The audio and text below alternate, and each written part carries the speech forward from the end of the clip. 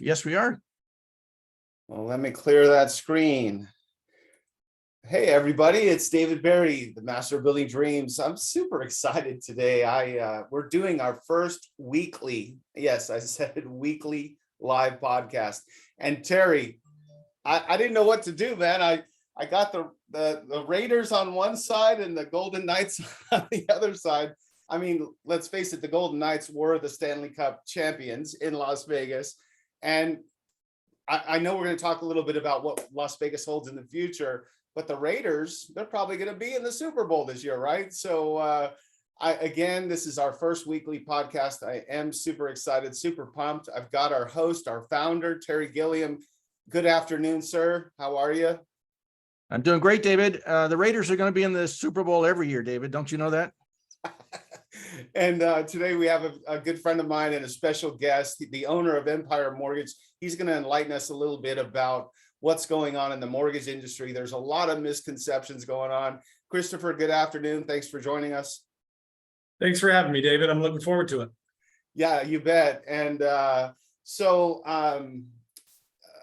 let's see, where do we start? The first thing we want to talk about today is a place called home, where I've been for 50 years. And by the way, I was a little distracted because before we got on, Terry was sharing with me that there's going to be a hurricane in your neighborhood.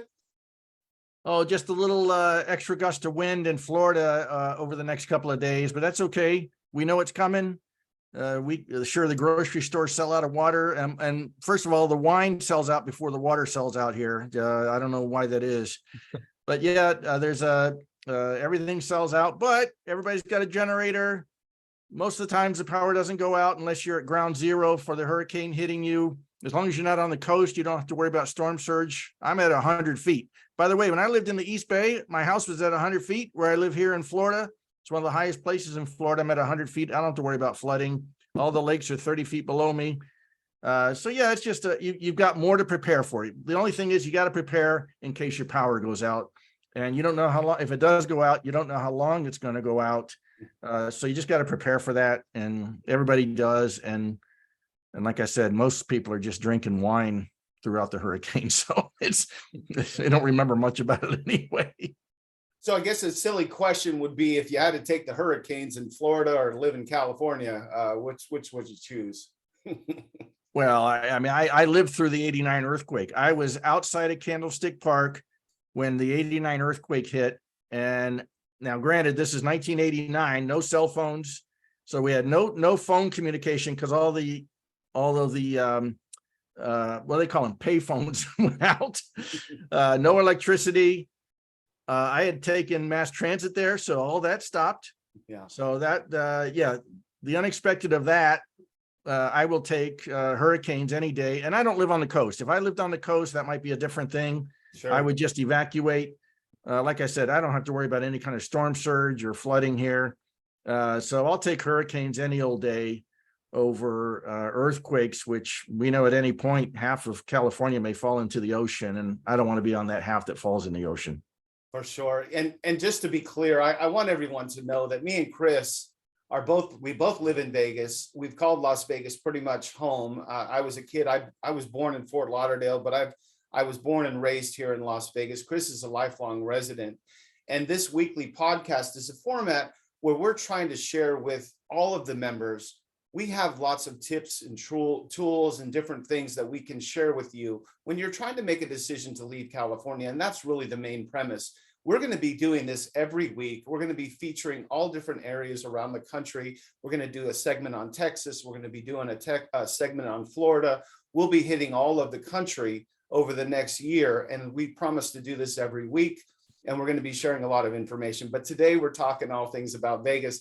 Terry, I don't know, I'm sure you saw my post. It was really interesting that when I made that post about Las Vegas, a lot of people came in and they were saying, imagine people that are unhappy in California and some of them making a negative post. I was very surprised. Oh, the shock of that all. I'm glad I was sitting down when I saw people being negative about Las Vegas, even though what I heard was 40,000 Californians moved to either Las Vegas or the Vegas area last year. 40,000. Yes. So tell me that they're all upset that they moved there.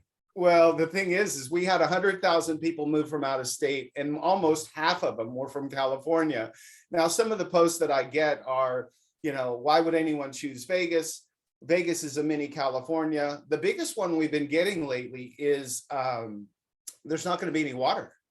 You're going to move to Vegas and you're going to die because you're not going to be able to have any water.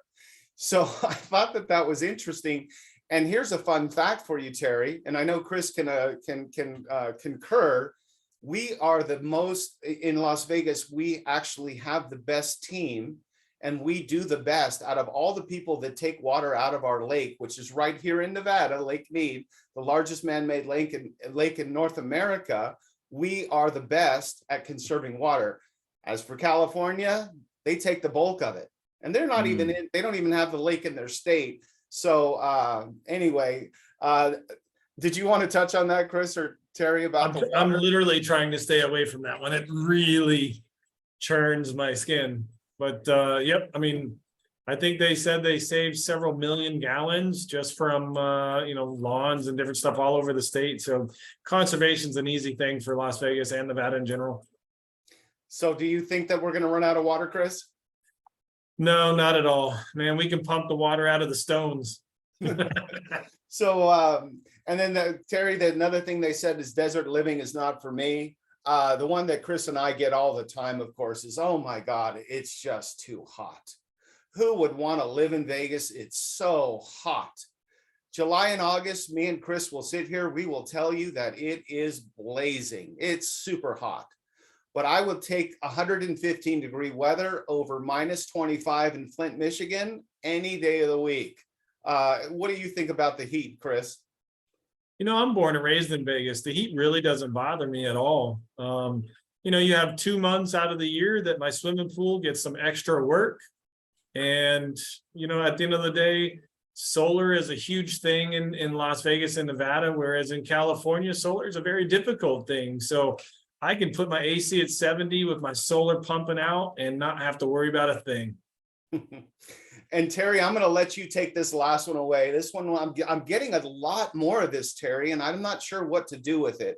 Las Vegas is turning into a mini California. What do you got to say about that, Terry? Well, David, certainly a lot of people have moved there from California who don't think the same way a lot of us do. They do it because they say the cost of living is too high. Unfortunately, it's the politics in California that causes the cost of living to be so high. So they move to a place like Las Vegas or Reno, someplace like that. But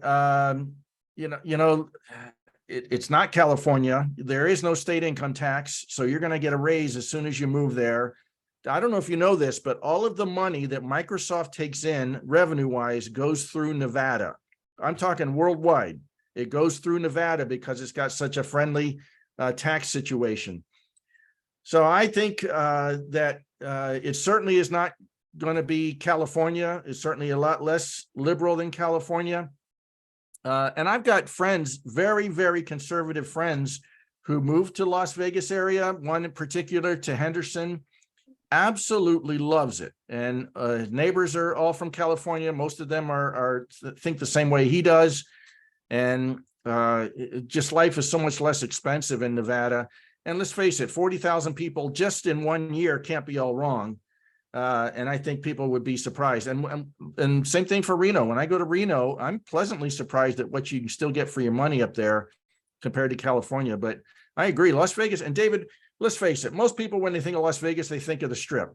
Right. And you educated me a long time ago that Las Vegas, the Strip, people who live there don't even think about the Strip because there's so much more to Las Vegas than the Strip. And so that's, if you're only thinking the Strip and a million people walking around half drunk or 3/4 drunk, then that's your impression of Las Vegas. But you really, and I think that's the purpose of our call today, is to educate people on why they should consider Vegas and why it's not the Strip is not the dominant thing in Las Vegas. And it's not a mini California. Please stop saying that. Now, the next thing before, and I know a lot of you guys have tuned in because you wanted to hear about the mortgage industry, and I couldn't have a better expert. He's been 25 years in the industry. But before we go there, since we talked about all of the negative things that people posted, me and Chris could share a couple of things that we really like. And Terry, you alluded to one of the one of the best ones, and that's there's no state tax. So it's much cheaper to live here. Housing compared to California, we're still at 50% less in California. And a lot of times it's a lot more than that. We're the entertainment capital of the world. We always have had that title. So we have so many, way more concerts, way more venues that you can go and see. There's so much to do in our city. And Chris is a big sports fan. So and we have all these new teams. I mean, I'm styling with my Raiders and my Golden Knights stuff on today because I'm pretty proud of my city. I got to be honest. I don't want to steal all of them. Chris, what is it about Vegas that people should really think about if they're coming here? Well, to be honest, I hear it pretty often that Vegas doesn't have family events or family things to do, and that couldn't be more wrong. I mean, just think about the shirt you have on. I mean, the Golden Knights in itself, winning a Stanley Cup has drawn more families to hockey than any other sport in Vegas, right? And it's not a transplant team either. This is one where they did an expansion draft. It's brand new, and within 6 years, you win a Stanley Cup. I mean, I can't not go to games every single year, and they're super affordable. I mean, let's face it, even though the Raiders are here, but when they were in California, it's $300, $400, $500 a ticket. I can go watch a hockey game for under $100, right? I mean, so it's just amazing. Come on, ice hockey in the desert, right? I mean, so many family things to do. One of my favorite things, and within an hour drive, I can get to Mount Charleston in snow. I can get to Red Rock, which is amazing hiking. Ponds of water, family picnics, things like that. I mean, you have so much within such a short drive. Lake Mead, less than an hour. So you got snow, lakes, hiking. You have, things like Sunset Park where you can go out there and fish and play outdoor sand beach volleyball, do all that kind of stuff, which, yeah, none of that is anywhere near the Strip. So that's the stuff that you really have to experience. And if someone wants to come out to Vegas and see what life really is, it's just not the Strip. I'll leave the tourists down there. And sure, a lot of us have people that work down there because, yeah, that's where jobs are, right? I mean, there's some good jobs down there. Let's face it. If I work in California and I do anything that's making $100,000, I'm only taking home 50 of that. After taxes, state taxes, whatever else tax California has. I mean, let's just face it, right? I can go be something simple like a blackjack dealer, right? I can make $40,000 a year on paper or even a bartender. And then I make another $50,000 to $100,000 in cash. Thanks, IRS. I don't necessarily have to show you all that, right? I mean, so, geez, there's so much here for families. It's absolutely amazing. I think that's the number one thing for me. I'm sorry, Chris, you do have to show that to the IRS. Oh, stop it. I'm doing loans. Don't tell me about it. Hey, and before we go into Chris's talk about mortgages and buying houses now, Terry, what's your favorite thing about Las Vegas? What is it that brings you here? Wow. Well, I really enjoy the food. I don't mind staying on the Strip. I've stayed at Aria many times, Mandalay Bay many times. I also, by the way, I like the Renaissance Hotel because the Renaissance Hotel over by the convention center, it's not a casino and it's right next to the monorail. So you don't have gambling in the Renaissance Hotel. You don't have smoking in the Renaissance Hotel. But if I want to go to a show or go to sushi, I got phenomenal sushi in Las Vegas. The Strip. Just go get on the monorail and go that way. So I really enjoy the nightlife as far as the restaurants and the bars and things like that are just a lot of fun. I'm not much of a show guy. I'm not one to sit still for 3 hours, although I have been to the several of the Cirque du Soleils and really enjoy them. And I keep saying I'm going to go to Fremont Street. I haven't been to Fremont Street in 30 years, and I know it's completely changed, and I hear great things about Fremont Street. So that's really that's the only place I've been, because when I go to Las Vegas, I don't rent a car. I take a taxi to whatever hotel that the event I'm working is in, and that's where I stay. And again, at night I go on the monorail or do things like that. So it's funny that you said bars, and we do have some amazing bars and pubs and stuff like that. And I've hung out with Terry on quite a few occasions. We've had some really good times together. But Terry doesn't drink, so he I just do enjoys. sometimes. Well, I know. Well, I think you had one half of a beer once when I saw you. But anyway, we're gonna switch gears now, and this is the part I've been waiting for. I'm excited. Chris is also a business partner of mine. I do a lot of transactions with him in the real estate world, and I was super excited that I could get him to commit to coming today. And we have all of these conversations. So we have some conversations that I want to share. The first thing that I wanted you to do, Chris, was maybe you could share a little bit about your experience and your background. And I want to get into this owning versus renting thing, because you know my motto, Chris: stop paying your landlord's mortgage. Stop it. Don't pay the landlord's mortgage anymore. So with no more further ado, Christopher Benny, take it away. Well, thanks, David. I mean, like I said before, I'm born and raised in Las Vegas. I have a pretty concrete family, all of that here. And I've been doing mortgages since 1997. So just turned over 25 years in the business. I've seen quite a bit. We've been through the big downturn in 08, 07, 08, 09, where you saw values pretty much back up. And the crazy thing is, think about 2008 and 9 and where we are today, 13, 14, 15 years later. We've now turned the clock with that and gone past what the values of houses were from that huge decline. And we probably got hit. I think we were in the top 3, I believe, as far as declines in values. And to go just in that short period of time from a house that was worth 200 to being worth like over 450 now. So, I mean, the value of a property in Las Vegas is still amazingly affordable. And coming out of California, let's just face it, you sell a property out there for $1.5 million, you're probably paying cash for a house that's $700,000-800,000. That's the same, if not bigger and better, and that kind of thing here in Vegas, right? Yeah. So with my experience, again, I don't worry about 5 and 10% swings in property values. I just don't. I think you just need to find a property, get into it, and leverage the properties. I mean, I'm a big investor, so at the end of the day, leverage property over and over and over again. And that's what I would be doing in Vegas. Hey, Chris, can I ask you, can you also just address, property tax is a concern for people, and then also insurance, because a lot of insurance providers are leaving California along with the rest of us. And so I'm sure that's not an issue. I mean, you don't have really a fire danger in Nevada. So can you tell us about what you're seeing for a PITI as far as what rates are for a standard home in Las Vegas or in Nevada? Yeah, I mean, with rates where they are now, we're in the, let's just call it mid 7s, plus or minus anywhere between 7 and 8, depending on the type of loan and credit and all that kind of stuff. So with that being said, usually if you take the loan amount and multiply it by 7, that's typically what your house payment's going to look like on average, right? So if I buy a house for $400,000, put a little money down or whatever, and you're probably sitting at a $2,800 mortgage. But here's the crazy thing to what you said. We don't have earthquake insurance. We don't have flood insurance necessarily, right? I mean, my house is 4,600 square feet on a half an acre, and I'm paying $1,200 a year for my homeowner's insurance. Wow, that's I mean, great.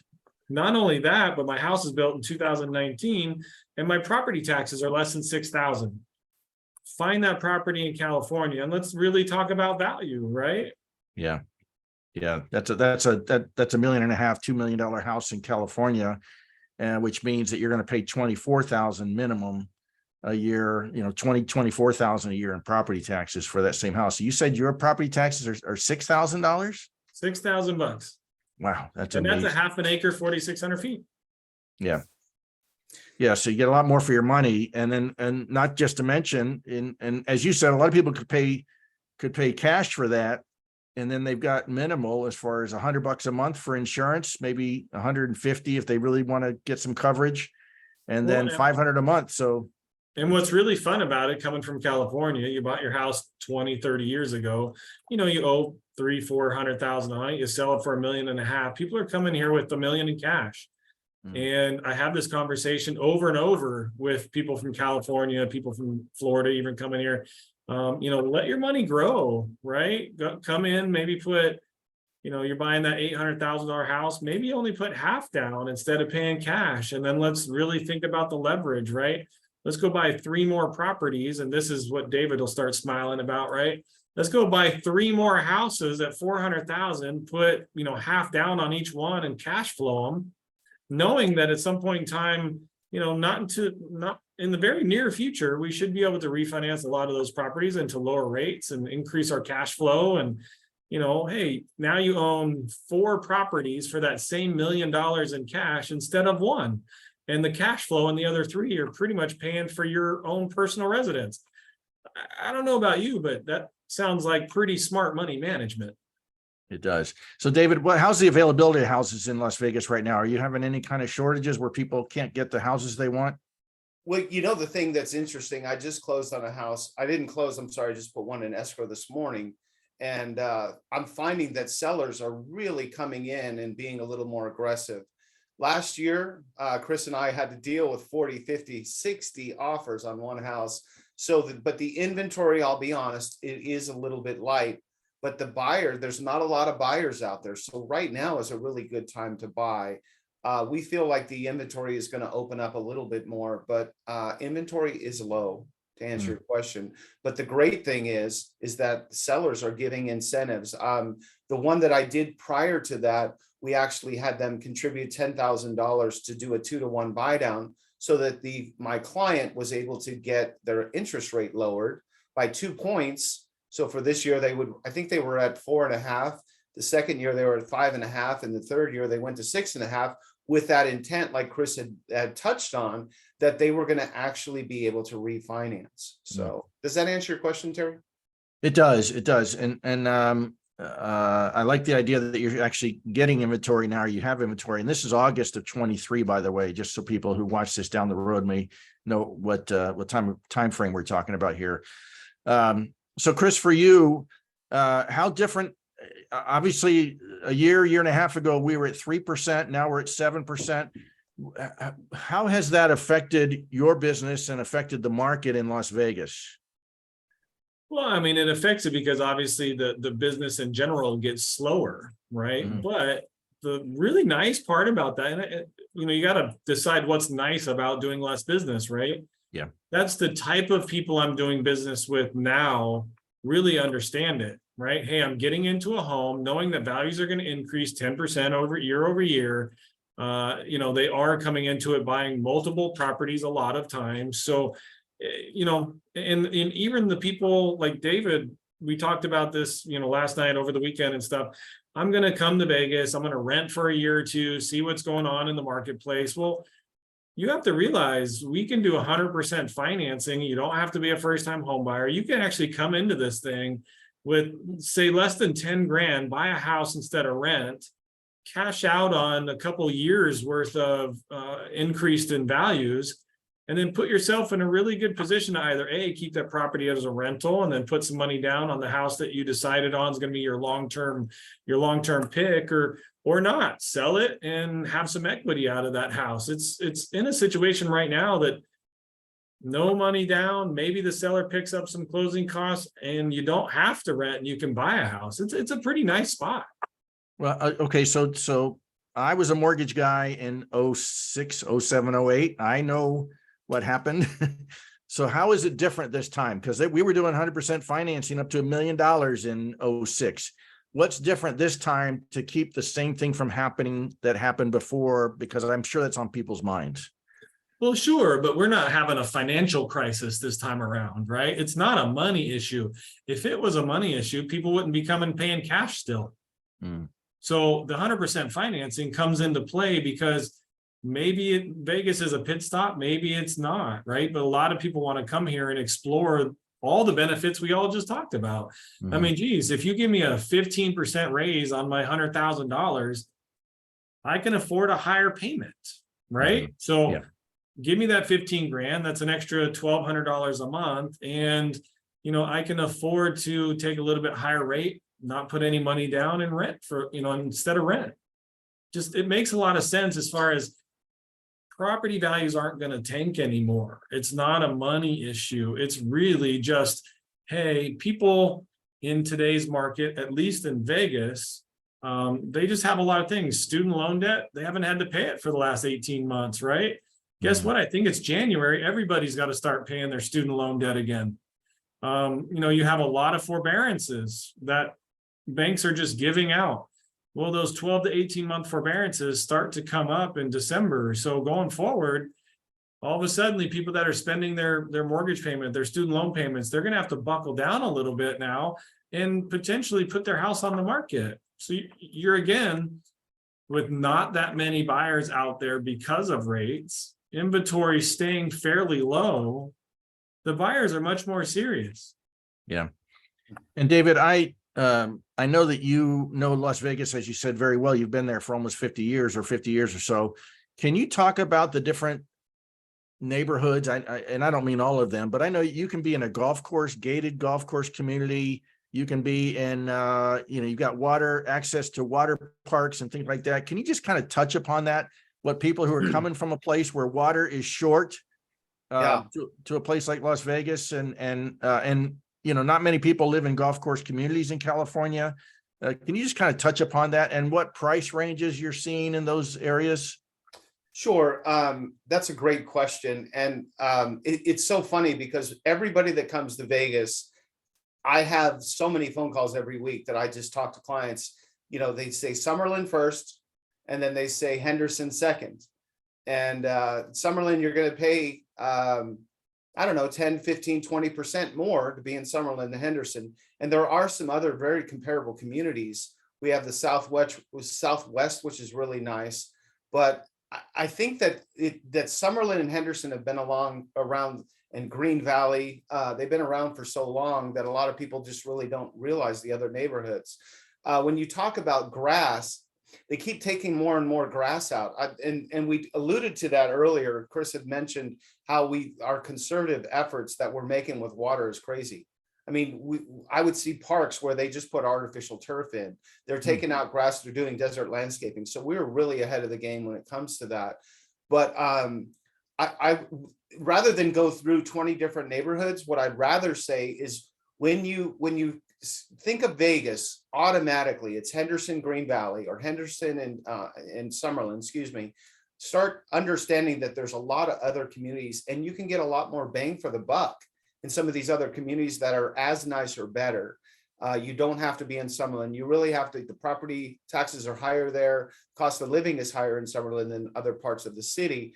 So I would like for people to be open to some other communities that are new and upcoming. What do you have to say about that, Chris? Yeah, I mean, when you think about things like golf course communities, there's golf courses all over Vegas. I mean, just to give you an example, you could get into a house like David said in Summerlin and go on the golf course, and you're going to pay $700,000-800,000 for that house, whereas you can go out to Aliante, which is just in the Northwest, same golf course community type thing, gated, gorgeous, and you'll be $100,000 less. I think every single area of town has a golf course and a view if you want it. It's just really, what kind of price range do you want to be in? I mean, I'm a pretty decent golfer and I golf all over town. You can go all the way out to Lake Las Vegas, which Lake Las Vegas is amazing. It is. Right? I mean, you have a man-made lake that overlooks Lake Las Vegas and Lake Mead and the housing community out there and the stores, and they do, like live concerts on the water out there. It's absolutely amazing. And how far are you from the airport when you're at a place like that? Oops, sorry. Did you hear me? I may have frozen there for a second. No, yeah, I got you. I mean, the funny thing is literally, I think you get to the airport in almost any part of town in like 15 minutes. Yeah. I mean, maybe 20, right? If you're up in the Northwest, but I'm in the Southwest, and you got the 15, the 215, the 95, just about anywhere you go, you're going to be 15 to 20 minutes from the airport. Well, the great thing about that airport is that you can go just about anywhere in the world because the whole world is coming to Las Vegas. You can go to Hawaii nonstop, right? I don't know. You probably can't go to Europe nonstop, but you can go anywhere in this country nonstop, and California. If you want to go to California, you can go there easily, which is why a lot of people want to move to Nevada, because they don't want to be in California, but they still want to be close enough because they have relatives or they want to go back for business or whatever. So I want to add to the communities, and I want to tie that into our groups. So leaving California, life after California. Both of you guys know that I have a very strong martial art background. I retired from teaching martial arts about 5 years ago. So we always try to have a positive mindset. We try to stay positive. We look for the good. We believe that you get what you give, you know, that kind of thing. And it's so funny that on the post, and you know, everybody they just think our society has changed people to think, well, what negative can I say about that? They just want to go to negative and be combative right off the bat. And so a lot of times people will say, well, my sister said I should go to Summerlin, or you know, they'll say something negative about a comment. And here's my advice, and me and Terry do this all the time. We try to help people make a decision. This is a big decision. We talk about this a lot. And I want to be clear, because I say this on every video we do. We're not here to tell you should leave. We're just here to give you the resources that if you want to go. But at the end of the day, go to Summerlin, check it out, kind of walk around, go to the parks, go to the restaurants, go to the Summerlin Mall, go around and see it, see the view of what Red Rock looks like from Summerlin, go to the Red Rock Casino out there and really get a feel. Then go to Henderson, go check out some different areas. I say this in the group as a national relocation director, I want to be able to give people tools. You know, if somebody says, I'm thinking about going to Nashville, I really would, I want this so bad, Terry, and I don't think I'm ever going to get it. Rather than everybody go, Nashville sucks, you should never go to Nashville, Nashville's the worst. I want to hear all the positive comments. If you don't have something positive to say, why don't you keep it to yourself? So go check out the area, whether you're moving to Texas or you're moving to Vegas. I would like to go. And that's another thing that I would do as your realtors. I would drive you around the city and I would show you all the different spots. But what do you got to say about that, Terry? It just bothers me. Well, no, you're absolutely right. You're absolutely right. You aren't necessarily going to, if you have a negative mindset, you aren't necessarily, and you have a negative mindset and you go to Las Vegas, you may still have a negative mindset and it may not work out for you. Some people can't leave their problems behind. Now, if you're against the politics in California, you want a lower cost of living, by all means, consider Las Vegas and the metropolitan area. And I love Chris's idea. Hey, if you got the ability, buy some investment homes and on top of your owner occupied, and let's put some, because people are going to, whether you like it or not, people are going to continue to move to Las Vegas and they're going to want housing. And a lot of people don't or aren't able to buy, or they're there for a couple of years. So why not buy some rental property and get a write-off, get depreciation and get appreciation. And so it certainly helps you grow your money instead of just putting it all into a cash in your house. I want to get back on track. I guess I got off on a little bit of a rant, but I want to give Chris the time because I had 3 very good questions that I thought that Chris could really help enlighten us on. So Chris, I want to get back to the one I talked about before, renting versus owning. If I had some dollar bills in here, I'd just throw them up in the air right now, but renting versus owning, take it away, Chris. Well, I mean, let's face it, you know, rent prices over the last 2 years have gone up with house prices, right? I mean, you go rent a 2,000 square foot house, you're literally in most places, you're going to be at $3,000 a month. It's just the way it is. I mean, look at the projections. I had a gentleman, several actually, that we had pre-approved a year ago, last year, this time. And he said, you know what, I'm going to get a raise next year on September 1st. So he literally called me on Thursday of last week and said, I got my $30,000 a year raise, because he took a new position in his company. I said, okay, great. Let's go see what you can buy. He was originally qualified for $450,000 last year. Now, interest rates went up, prices went through the roof. And guess what? He actually qualifies today for $25,000 less than what he did last year because of the prices. So let's face it, when you think about renting versus owning, and I'm sure everybody hears it on social media pretty often, find, what is it? The date the rate, you know that one. Yeah, I do. Find the house, date the rate. At the end of the day, it's how much you're going to pay for that house, because that is going to have a bigger impact than the interest rate. Interest rate's going to come up, come down. But with where we are in property values, we're still behind as far as what properties are really worth. So I can't really see in the foreseeable future the values of property coming down. So instead of renting, consider the option of buying, for the simple fact that at the end of the year, at the end of the 24 months that you planned on hanging around, you could write yourself a check with the equity. Yeah. Well, I don't know if you have one, Terry, but I got a great one that, and as a realtor, I get this all the time. So I'll ask Chris this question that my clients ask me. Chris, I think I just want to wait. I want to wait till the interest rates come down a little bit, and then I think we're going to buy. So what do you think about that? Well, I think there's a lot of people that say that, to be honest, a lot. And here's the thing, the second interest rates come down, what are they going to come down to? In my opinion, we're probably going to, come down in the next 24 months, maybe to, let's say, plus or minus 6%, right? But in that time period, what do you lose as far as the value? Not only that, but so you lose 10% a year on a house. And then you also lose the ability to make, a solo offer, kind of what you were talking about before, when you had multiple offers on a property. Everybody's going to come out of the woodworks when the rates come down, and then all of a sudden they're going to realize that they can't buy as much because, well, wait, the rates are down, I should be able to afford more. Well, you can, but the prices have gone up. Same thing with my clients. They literally qualified for $25,000 less a year later because they waited. And it has less to do with the rate than it does the price of the house. Anything to add, Terry? Well, my only thing is that if 40,000 people moved to Las Vegas from California last year, I don't know why it would slow down, other than maybe the fact that people hold on to their 2.5–3% interest rate. But let's face it, the political environment, cost of living is continuing to accelerate in California. I still believe a lot of people, hundreds of thousands potentially, are going to leave California, and they want to stay close to California.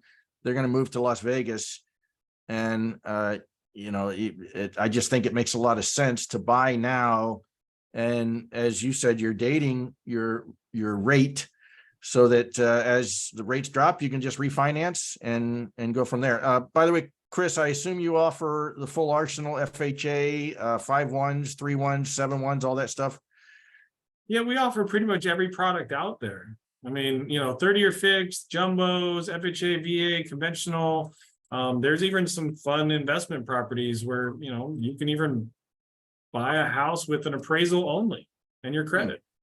So there are some products on the shelf that, when I do talk about coming here and buying a primary residence and buying a couple rentals, though, it's really not difficult to qualify for that anymore.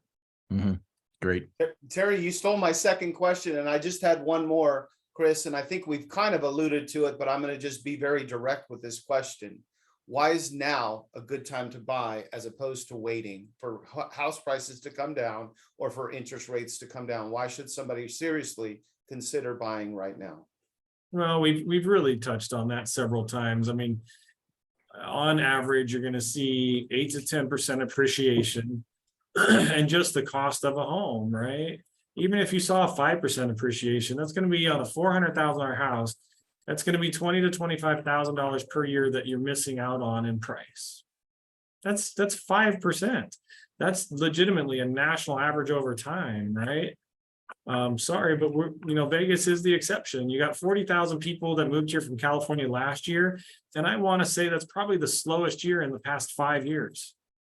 Because I think it slowed down, in the latter half of the year last year. So I don't have the exact numbers. We could look them up and enjoy what that looks like. But I think there were more people that moved here in the prior years. And I think you're going to see more people with, like Terry said, the fun political views of California that people just don't quite agree with. You're going to get out of there and give yourself a raise, and you can go visit California any day of the week. I mean, I can make it to the beach in less than 3 hours. All right. Well, thank you so much, Chris, for sharing. I'm going to switch gears back to the founder here and get put the light on Terry Gilliam. He was a superstar and he just did another segment on the California Insider. I haven't really had a chance to talk to him too much about what was different about the California Insider. And I don't know if it just has kind of happened organically, but Terry Gilliam is really becoming one of the most expert knowledge on helping people leave California. But he never, ever, I've never heard him say, you need to get out of California. You need to leave right now. So Terry, I'd like for you to share some statistics, some thoughts about the groups, what we have to look forward in the future, and how did your next segment with California Insider go? It went great, David. Thank you very much. And people can go to the Epoch Times California Insider YouTube channel and see the first question that they asked me. See him at Karami, the publisher there in Orange County of the Epoch Times on the West Coast. He had just seen the survey that 4 in 10 people say that they're considering leaving California in the next year or so. So he asked me about that. And really what I've seen in these groups, I started the first group leaving California in September of 2018. I had been a 32-year resident at that point and was not happy with the way things were going in California. Politically, cost of living wise, the homeless, crime, traffic, anything else you can think of. So I started that group hoping to get to 1,000 people. Today, between this group, Leaving California, Life After California, we have over 280,000 combined. Now, I know we have many people in both groups, but we certainly have a lot of people who are only in one or the other group. And really what I'm seeing is that I'm seeing a lot of success stories, a lot of people who've moved other places in the country who could not be happier. I've gotten together with some folks in Tennessee who left, and I've gotten together with some folks in the Dallas area who left. And they are so excited about having their great neighborhood, great home, great schools, lower cost of living, higher quality of life without a government that seems like it's always changing the rules, getting more repressive and more aggressive, and of course, always raising the cost of living. So it's very gratifying to know that we've helped thousands of people leave California. We will continue to do that with our network of realtors. We have over 350 realtors like David Barry there in Las Vegas, who can help you sell your California home and also buy another home in another part of the country. We have mortgage professionals like Chris. We have a great list of movers. All of them are direct movers. We don't use brokers, who are properly licensed, have great safety records, and also are insured properly, so that you're not having to worry about, is this guy just taking my money and then I'll never see him again, which happens a lot. So again, we just continue to move forward with helping people if they want to leave to leave. And it's wonderful to be able to help people like that. So Terry, you just made me think of this question. We've never talked about this before, but one of the comments that we get often, and I know you see this comment way more than me, they say, stay in California. We don't want California people in Nashville. We don't want, we don't want you guys to come here and bring your voting and bring your politics and bring this. I don't think the people that leave California are bringing anything at all from California to these new cities. But can you talk about that and what that really looks like? Because I see a lot of posts like that. We have to remember that 6 million people in California voted for Donald Trump in the last election. 6 million. That's more than any other state in the country. Now, of course, California is way more populous than every other state in the country.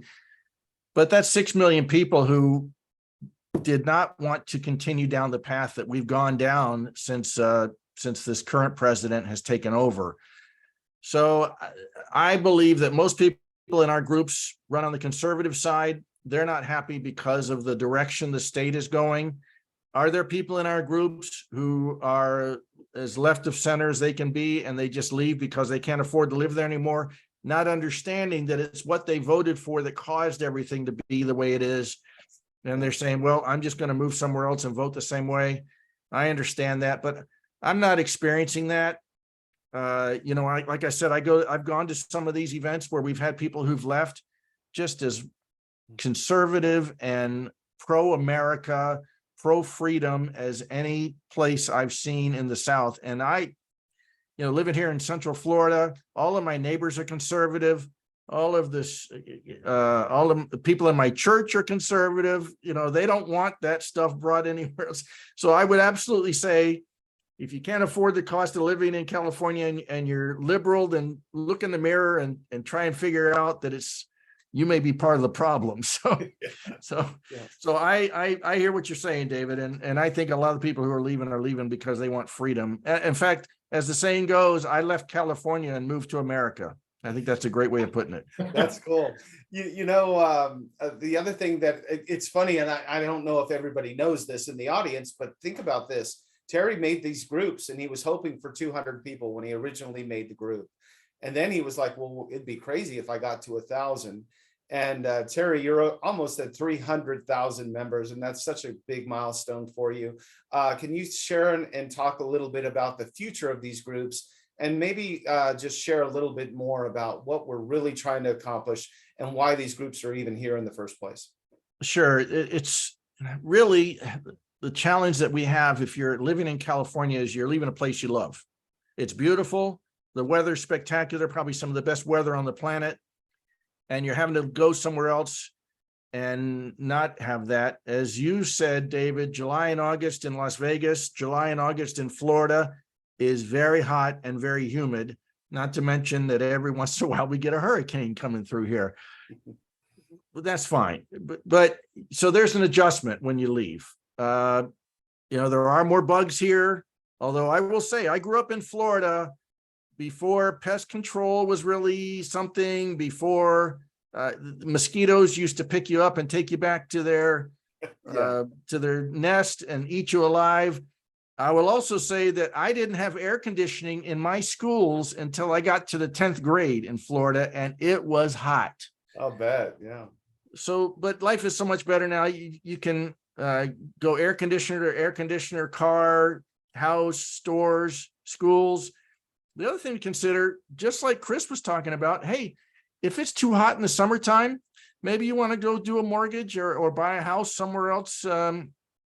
Arkansas, Tennessee, some of those Utah, maybe even a little further north.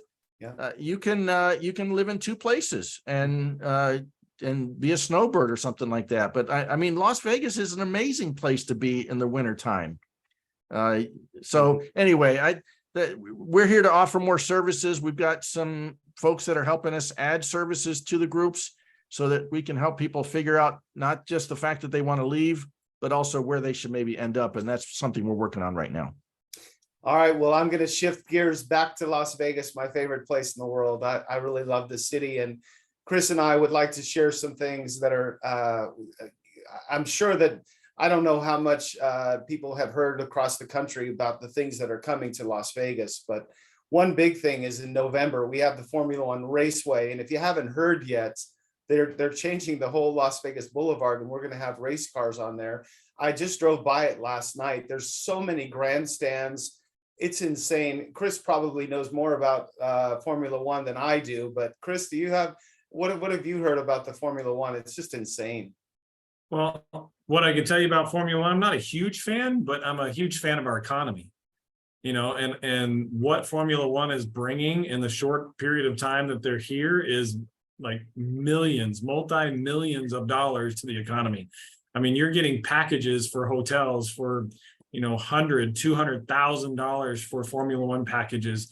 That's just people that are going to be here, spend money, and help us out. I mean, at the end of the day. So when you're talking about a healthy economy, that's what those things do. They pump up our economy. Yeah. And then we got the Oakland A's are signing the contract. They're getting out of Oakland. We got the Oakland Raiders. So I guess we need to take the Oakland A's too. I've actually been to the stadium in Oakland. I loved watching the A's. I thought that was an amazing story of who they are and where they came from and their budget and all that stuff. But anyway, that's pretty cool. We got the A's coming. We have a couple of big, huge casinos that are coming. And we've got what's called the Durango Station. I think they put $1 billion into the Durango Station. They put like $3 billion into the Fountain Blue. That's the hotel on the Strip that's been being built for the last 4 or 5 years. Do you want to say anything about the hotels, Chris? Well, I mean, at the end of the day, what is that bringing, right? It's bringing jobs, right? When you talk about micro economies in all these states, same kind of thing. Guess what? Durango Station brings 3,000 jobs. Fontainebleau brings 5,000 jobs to the table. Formula One, guess what? Our construction over the last year just to build all those grandstands, our economy is smoking. And guess what? Guess where a big portion of those jobs came from? California. That's right.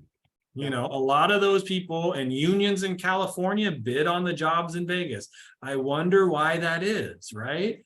They want to be here. They want people, they're paying Nevada tax, not California tax, because that's where they work, right? Hey, guess what? You make $200,000 as a construction worker. I'm going to send you to Vegas for a year. Well, I just got a 15% pay raise. Thank you. I mean, it's all kinds of cool stuff like that. I mean, that just brings lots of jobs, lots of spending, and that's what Vegas is all about. Well, we got the Sphere coming up, and that's $1 billion. We have the world's largest Sphere. It is so cool. I drive by it. I live in Inspirada, which is up on the hill, and I kind of look down on the valley. But I live on the south side in Inspirada. Great community. I know a lot about Inspirada. But the Sphere, their grand opening is next month. It's going to be insane. Utah, U2 is performing there for 4 or 5 nights in a row. I think tickets are like $1,000 a piece, but I wish I could afford that. Terry, can I borrow $1,000 so I can go to U2 next month? I really want to see I forgot my checkbook, David. You know what's really cool about that though, David, is in the past, if you think 10 years back, and what did people come here to see? They came here to see the Strip and the gambling and that kind of stuff.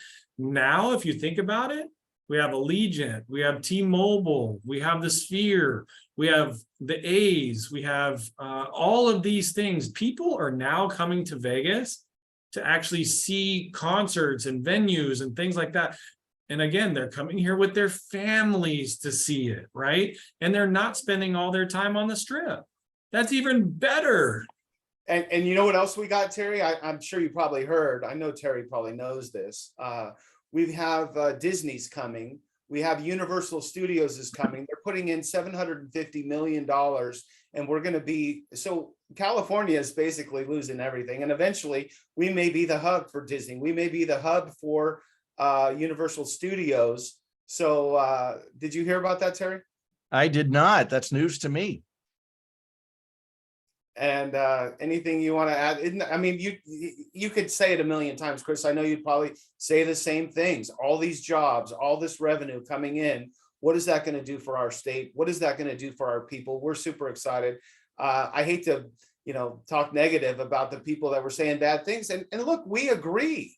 Me and Chris both agree. Yeah, it's hot. Yeah, living in a desert does take an adjustment, and it's not for everybody. There's some people out there that living in a desert is just not going to work. We get it. That's fine. But you don't have to say, well, why would you live in the desert? You don't have to do that. And I saved the best one for last. Terry, we're having the Super Bowl here in Las Vegas, Nevada. So you need to come out. What year is that? Is that the next one?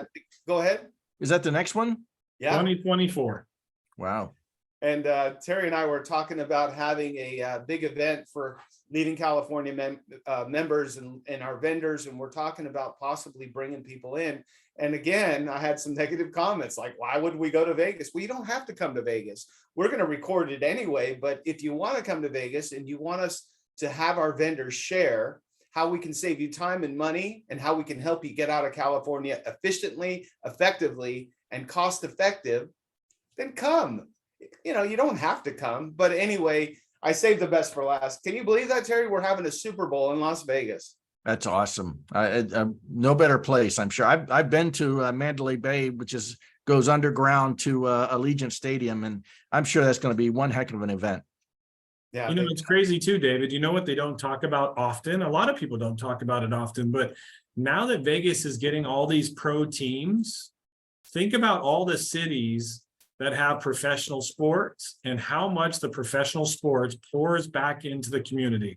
So you talk about family events and family this, because that's honestly the two top things I ever hear anything negative is, okay, yeah, it's hot, but by the way, there's no bugs like there is Florida. And then number two, there's nothing to do here for a family. But guess what? All these professional sports teams are doing nothing but pouring money into the youth. Yeah. Well, I gotta say, here we are coming up on the top of the hour, and I guess I'm gonna sound a little biased on this. Me and Terry have done dozens of podcasts together. This by far is my favorite, and I guess it's because I get to talk about my favorite city in the world.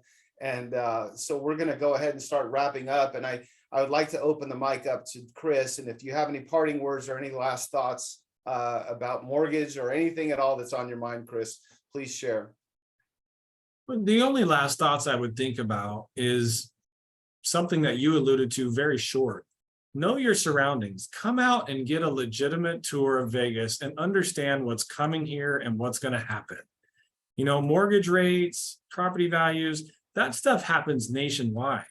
But when you talk about what's going on in your city or state, there's not a lot, you know, I'll pick on California, but there's not a lot going to California. There's not a lot of new things happening to pump up that economy, right? When you think about Las Vegas and you think about Nevada, there's so much coming, including David's Super Bowl, that you just can't ignore how much is coming to Vegas and how great things are going to be. And our founder, Terry Gilliam, any parting final words about Las Vegas or about this podcast? Only, David, that I've been to Las Vegas probably 30 times in my life. I've always enjoyed it. And I don't go there to gamble and all that stuff. I go there to enjoy the Strip and the benefits of staying in nice hotel rooms. And from what you've told me, I think people really should consider coming out, visiting you. No, what do you call it? No obligation. Just come visit David, have him tour you around the city, show you that there's a lot more to Las Vegas than losing your shirt and gambling and drunkards on the Strip. So there's just so much more to consider. And like I said, I've got a very conservative friend that moved to Henderson. He actually lives right down the street from the house Mike Tyson used to live in, which is like a 50,000 square foot home. And golf course community, gated. He absolutely loves it, and lived in the Bay Area, sold his house for a fortune in the Bay Area, would never consider moving back. So by all means, reach out to David, reach out to Chris, and make sure you consider Las Vegas as an option when you want to leave California. Gentlemen, I cannot believe that it's been an hour. I've had so much fun sharing fun facts, talking about the negative stuff about Vegas, because we don't ever try to avoid it. We know it's here, we get it, but you know, it's one of these things. You know, you have anywhere you go in the United States and wherever you choose, Terry and I can help you get to that new city, but you're not going to ever find the perfect place. So there's always going to be a few things that are negative, and some really, hopefully, one of my favorite philosophy, I'm going to finish with this. My favorite saying is, you only get so many days. What are you going to do with those days? Are you going to be happy? Are you going to be miserable? So we hope that you enjoy your life. We hope you have fun. Try to stay positive. We look forward to talking to you again soon. And if you need any help and you just want some free advice, you're just thinking, God, what do I do? I really want to get out of California. How can I do it? Me and Terry and Chris, now part of our team, we're here to help. We'll give you the answers. We'll give you the solutions. Thank you for listening. I will talk to you soon. Have a great day. Bye-bye. Wow.